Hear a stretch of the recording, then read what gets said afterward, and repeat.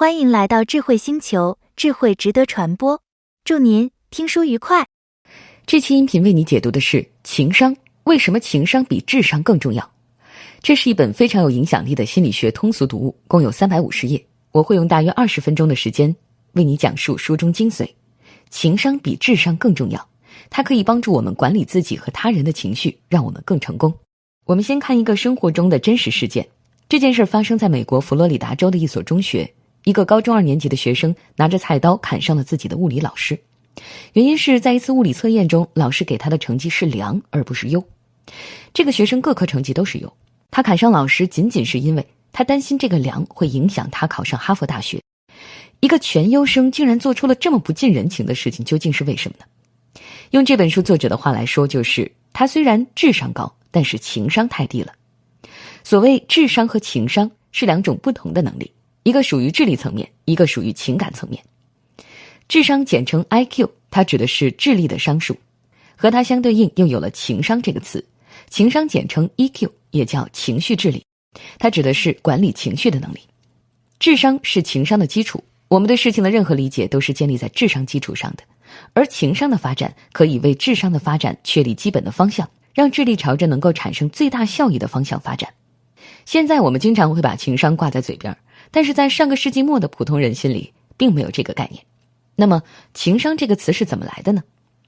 早在1990年，美国的2位心理学教授约翰梅耶和彼得萨洛维第一次提出了情绪智力的概念。后来他们2个人用情商作为主题发表了一篇文章，但是并没有引起人们的关注。作者丹尼尔·戈尔曼受此启发，在1995年写了《情商：为什么情商比智商更重要》这本书，反响巨大，霸占纽约时报畅销书排行榜长达18个月，再版无数次。正是因为这本书，让情商这个概念走出了心理学研究的象牙塔，走向了大众，变成家喻户晓的热门词。更重要的是，戈尔曼提出了情商比智商更重要的观点，打破了一直以来的智商决定论。因为这本书的普及，作者戈尔曼成为了情商之父。他在心理学领域本来就是一个重量级人物，取得哈佛大学心理学博士学位之后，长期从事行为与脑科学的研究，多次获美国心理协会最高荣誉奖和终生成就奖。作为情商研究专家，戈尔曼出版了一系列情商专著，涉及了情商在社交、职场、商界、家庭等不同领域的影响力。戈尔曼在《情商》这本书里传达的最核心观点就是，情商比智商重要。为什么这么说呢？戈尔曼在研究中发现，通过情绪管理技能的学习，儿童的大脑神经回路会被重新塑造。这不但能提高孩子的学习能力，还能让孩子保持良好的人际沟通，心理更健康、更开朗。最让人惊讶的是情商在商界的影响。戈尔曼搜集了世界各地几百家公司的数据资料，在此基础上研究情商在个人、团体和组织机构中发挥的作用。他看到，让优秀员工脱颖而出的16种能力中，有14种是情感能力。而优秀管理者和一般管理者的主要区别在于感召力、自信心、驱动力等等这些情绪智力的范围。也就是说，让一个人出类拔萃的能力中，情商占了更大一部分。情商高的人确实更成功。怎么叫情商高呢？所谓情商高的表现大致有5个方面，包括认识和管理自身情绪的能力，因为只有认识自己、管理自己，才能成为生活的主宰；包括自我激励的能力，它能够让你走出生命的低谷；还有就是认识他人情绪和管理人际关系的能力，它能让你在跟人打交道的时候更顺利。这期音频我们就从3个方面来说说，怎么让你变成高情商的人。首先我们来说说情绪如何影响我们的行为，这是情商理论的基础。然后我们来讲一讲如何管理自己的情绪，关键一点是对自身情绪的自我觉察。最后我们再来讲讲如何管理他人的情绪，重点是要有同理心。那下面我们就一个一个说。我们先来说第一个内容，关于情绪如何影响我们的行为。要想了解这个问题，我们得先认识一下大脑中的2个部件，一个叫杏仁核。杏仁核属于大脑的边缘系统，因为形状像杏仁，所以被叫做杏仁核。它有情绪记忆功能。一个叫新皮层，它是大脑的中枢系统，具有分析和决策能力，影响着我们的行动。简单的说，杏仁核控制情绪，新皮层做出决策。我们先来说说杏仁核怎么控制情绪。我们可以把杏仁核比作是情绪记忆的仓库，我们从生活中获得的所有喜欢和厌恶的经验都储存在杏仁核里。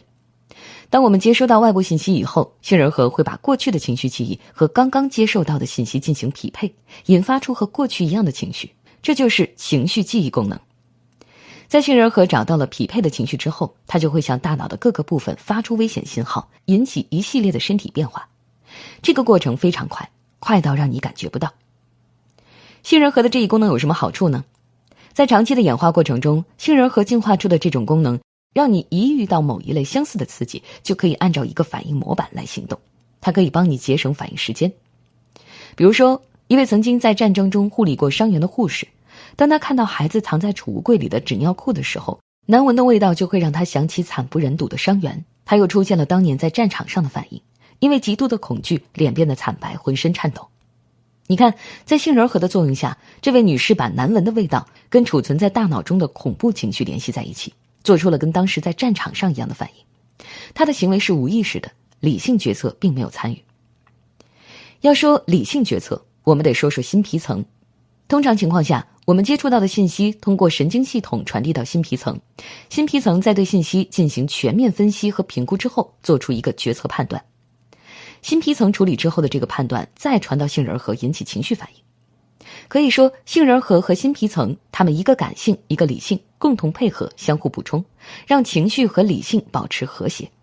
但是有的时候还会有一束少量的神经元，它载着信息绕过新皮层，直接到达杏仁核，在没有新皮层理性判断的情况下，直接引起了情绪反应。这就是我们情绪冲动，做完事儿会后悔的原因。这么说可能有点抽象，我们来看看作者亲身经历的一件事儿。一天凌晨，作者被一阵杂乱的声音惊醒，他以为是天花板掉下来了，感觉天花板连同阁楼里的东西全都砸进了卧室，于是他二话没说就逃离了房间。等他缓过神来之后，才发现其实只是堆在墙角的一摞箱子散落下来，天花板完好无损。那么当时他的大脑里发生了什么呢？实际上他听到声音时，杏仁核就立刻意识到危险，他发出信号让作者赶紧逃跑，而新皮层还来不及考察当前的情形，更无从判断行动的正确性，可一切都已经发生了。如果我们把没有通过新皮层直接传达到杏仁核的这束较小的神经束比作一个冲动的孩子的话，那么经过新皮层的较大神经束就像家长了，他会经常劝阻冲动的孩子，纠正过度反应，保持情绪平稳。好了，小结一下，这就是我们分享的第一个内容：情绪如何影响我们的行为。大脑中的杏仁核是管理情绪的基础部件，它与新皮层的互动决定了我们的行为。杏仁核是情绪记忆仓库，当我们接收到外部信息以后，杏仁核会把过去的情绪记忆和信息进行匹配，然后引发出和过去一样的情绪，从而让身体快速反应，这就是情绪的产生。新皮层对信息进行理性判断，做出决策，这个决策信息再传到杏仁核，通常决策和情绪是一致的。但是有的时候还会有一束少量的神经元绕过新皮层，直接到达杏仁核，在没有理性判断的情况下，直接引起情绪反应。这就是有的时候我们情绪冲动，做完事儿会后悔的原因。当情绪不受控制的时候，它就像脱缰的野马，会出现感性压倒理性，情绪失控的情况。失控过后，人们甚至根本不知道自己做了什么。大概谁也不想总是被冲动的情绪带着跑。高情商的人懂得管理自己的情绪，这样才能做出更明智的决定。那么，怎样管理自己的情绪呢？下面我们来看第二个内容：管理自己情绪的关键是对自身情绪的自我觉察。要想管理好自己的情绪，必须先认识自己的情绪，这就需要有自我觉察。什么是自我觉察呢？它指的是在情绪爆发的时候，你能跳出自己看自己，就像一个旁观者一样，意识到自己的情绪状态。那么在自我觉察的时候，我们的大脑里究竟发生了什么呢？研究人员发现，自我觉察需要激活新皮层。还记得前面我们讲过的新皮层吗？其实新皮层还有另外一个重要功能，就是对自身感觉产生感觉的能力，也就是自省。自省只有在新皮层被激活了之后才能产生。一旦我们启动了新皮层来觉察我们的情绪，那就意味着大脑新皮层的神经回路正在积极工作，理性情绪被启动了。新皮层可以控制冲动的杏仁核，让情绪保持平稳。说白了，就是用理性思维战胜感性思维，所以它可以帮助我们妥善管理情绪，让我们不做激情的奴隶。为了更好地理解自我觉察，我们来看看流传在日本的一个传说。一天，一个武士质问一位禅师，让他解释什么是极乐世界，什么是地狱。禅师斥责道：“粗鄙之辈，何足论道？”武士听后暴跳如雷，拔出长刀，吼道：“如此无礼，我杀了你！”禅师平静地回答：“彼为地狱。”武士一愣，随后马上收起刀，赶紧向禅师鞠躬，感谢他的点拨。禅师又说：“彼为极乐世界。”武士一下子就明白了。是什么决定了武士前后截然相反的态度呢？当然是对情绪的自我觉察。他态度的突然转变，说明他的大脑新皮层及时地出现了自省，开启了理性思维，制止了他的鲁莽行为。你看，这下地狱和上天堂只在这一念之差，所以自我觉察有多么重要。可以这么说，自我觉察就好比情绪管理的按钮，关键时刻打开这个按钮，我们就有可能成为自己情绪的主人，让情绪向着自己希望的方向发展。生活中我们经常会被一些负面情绪困扰着，比如抑郁、焦虑、愤怒等，它们会影响我们的生活质量。作者告诉我们一个应对负面情绪的最好的办法，就是认知疗法。什么是认知疗法呢？它是治疗心理疾病的一种方法。具体做法就是对引起自己坏情绪的想法提出质疑或者批评，用一种能让自己缓和下来的理由说服自己，实现对情绪的控制。认知疗法的运用必须以自我觉察为前提。那下面我们就结合案例来看看怎样管理自己的负面情绪。我们先说一个控制愤怒情绪的例子啊，比如你开车行驶在高速公路上，有辆车差点撞上你，情况非常危险，你被吓出了一身冷汗。后怕之后，你当然会非常生气，这股怒气会让你产生报复的想法，你猛踩油门冲上去。如果后面另外一辆汽车向你鸣笛，你还会把怒火发泄到那个司机身上。如果放任这样的情绪下去，那后果简直不敢想。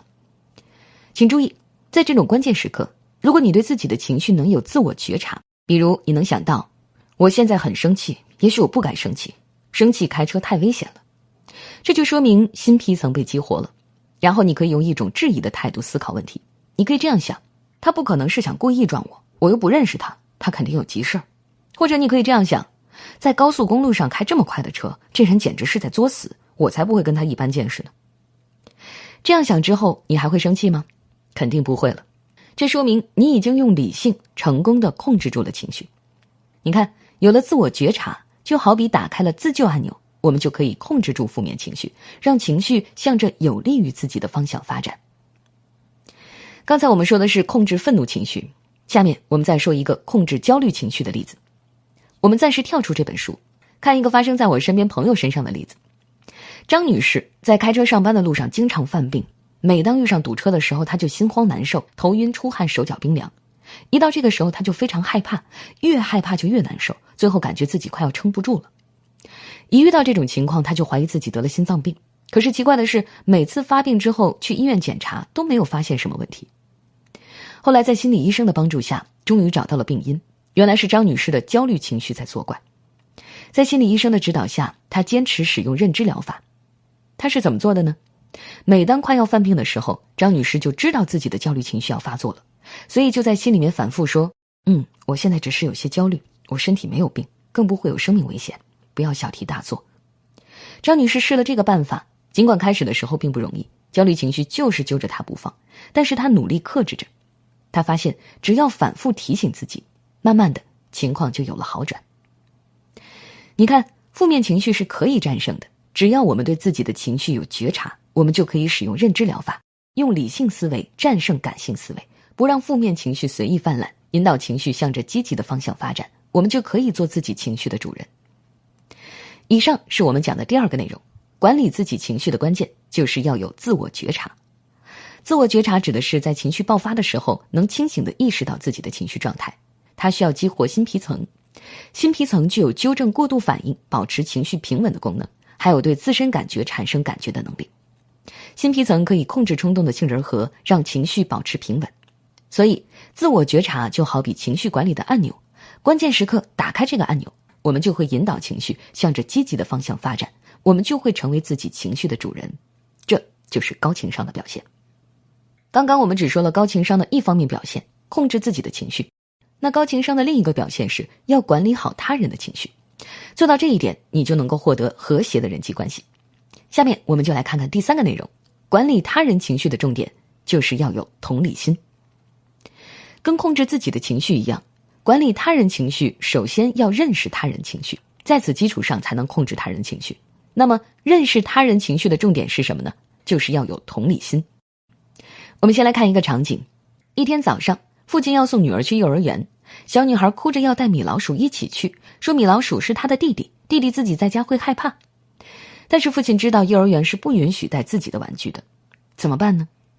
我们来看看小女孩的父亲是怎么做的。他蹲下来问女儿，弟弟几岁了？小女孩说1岁。父亲说，那1岁的娃娃能上幼儿园吗？应该让谁看着呀？小女孩说，不能上幼儿园，要妈妈看。父亲说，那把弟弟放在家里让妈妈看着，晚上回来再陪弟弟好不好？小女孩欣然接受了。这就是一位有同理心的父亲，他没有用小孩子无法理解的理由去说服女儿，比如说老师不让我们带自己的玩具，而是蹲下来跟女儿沟通，从孩子的角度去考虑问题，也很好的解决了问题。那么什么是同理心呢？同理心就是了解他人感受的能力，说白了就是换位思考的能力。用神经学怎么解释呢？我们还是要说说杏仁核这个关键部件。在人际交往的时候，情绪可以从一个人悄悄传递给另一个人，但情绪的传递不一定是通过语言，还可以通过很多非语言信息，比如语调、眼神、姿势这些信息来传递。在这个过程中，杏仁核起了关键作用。杏仁核会从我们的非语言信息当中捕捉到情绪信息，又在我们不知情的情况下引发自身类似的情绪，这就是情绪传染。斯丹芬妮·普莱斯顿是研究人类同理心的先驱，他的研究发现，我们在体会自己的感受和他人的感受时，大脑神经系统的活动几乎是一模一样的。比如你看到别人在走钢丝的时候，就像自己在钢丝上走一样，自然也会觉得紧张，两腿发软。这就是同理心引起的。因为同理心的存在，你看到别人高兴，自己会跟着高兴；看到别人痛苦，自己也会觉得痛苦。最重要的是，情绪传染不仅传染情绪，它还会让大脑自动做好应对准备，促使我们产生相应的行为。当看到别人痛苦的时候，你会想办法帮助别人来减少这种痛苦，这就是同理心在人际关系中发挥的作用。它是理解他人情绪的基础，能够帮助你理解他人的感受和意图，跟他人的情绪保持一致。它就像一种润滑剂，让我们有机会变得更亲密，同时它还会激发你帮助别人的欲望。了解了同理心之后，我们就来看看在人际交往过程中，我们怎么利用同理心来管理他人的情绪。我们再来看一个案例，这是发生在日本公交车上的事儿。一个身材高大的工人上了车，因为喝醉了酒走路不稳，他边走边骂，还挥舞着拳头，把一个抱小孩的妇女推倒在地。乘客们吓得东躲西藏，一个小伙子冲上来要见义勇为，一场战争就要爆发了。突然有人发出了欣喜若狂的声音，嘿，就像是看到了久别重逢的老朋友一样。醉汉吓了一跳，发现原来是一个瘦小的老头，正笑着向他招手。怒汉怒气冲冲地跨过去，吼道，我不认识你。老头笑着问，你喝了什么？我喝了米酒啊，关你屁事。醉汉继续吼着。老头温和地说，好啊，我也喜欢米酒，每天我和太太都要温一小瓶米酒，拿到院子里。老头一直说，从米酒说到花园，说着说着，醉汉紧握的拳头松开了，瘫坐在老头的旁边，嘴里还在嘟囔着，声音越来越小了。你看，老先生能够化解这场风波的关键是什么？其实就是他的同理心。他准确地把握了醉汉的心理，投其所好，从醉汉喜欢的米酒说起，才能吸引醉汉的注意力，同时努力跟对方的情绪保持一致。老先生说自己也喜欢米酒，让醉汉有了被理解的感觉。在此基础上，他还想办法转移醉汉的注意力，说自己家的花园让醉汉紧绷的神经放松下来，最后成功地控制了醉汉的情绪。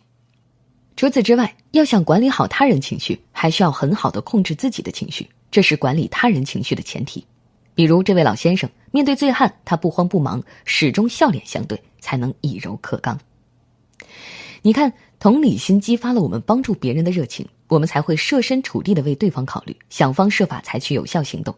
同时，同理心还能帮助我们准确地把握别人的心理，让我们和别人保持情绪一致，这样别人才能够听进去你的话，接受你的影响，你才有机会让他的情绪跟着你走。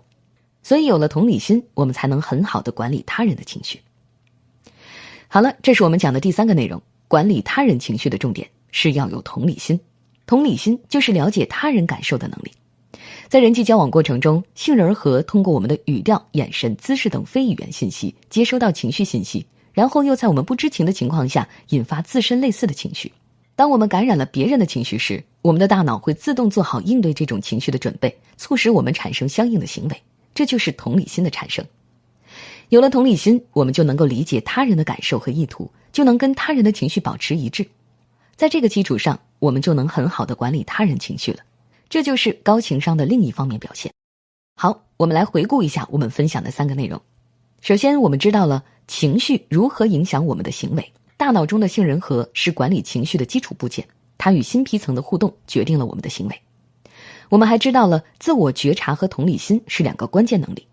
自我觉察是管理自己情绪的关键，它好比情绪管理的按钮，关键时刻打开这个按钮，我们就会引导情绪向着积极的方向发展，成为自己情绪的主人。而在管理他人情绪时，同理心是最重要的能力。有了同理心，我们就能够理解他人的感受和意图，跟他人的情绪保持一致。在这个基础上，我们就能够很好地管理他人的情绪了。最后，我也想发表一点个人看法。情商这本书之所以影响力如此之大，一方面是因为它的主题确实是大众关心的内容，另一方面也体现出了戈尔曼作为资深科学作者的写作功力和深刻洞见。本书出版的时候，情商的概念其实刚刚提出没有几年，许多问题都还没有研究清楚。戈尔曼的野心很大，他并非简单的转述科学研究的成果，而是试图构建起一套自己的理论体系。因此在书中加入了很多个人的洞见，比如情商究竟包含哪些成分，情商对于成功的重要作用，如何锻炼情商，改善个人生活等等。这些个人发挥的内容是一柄双刃剑，一方面他们让本书的意义超越了一般的科普书籍，成为了一本具有原创思想性的著作。另一方面，戈尔曼的许多理论纯粹是个人猜想，或是基于个案的总结，缺乏科学数据的支持。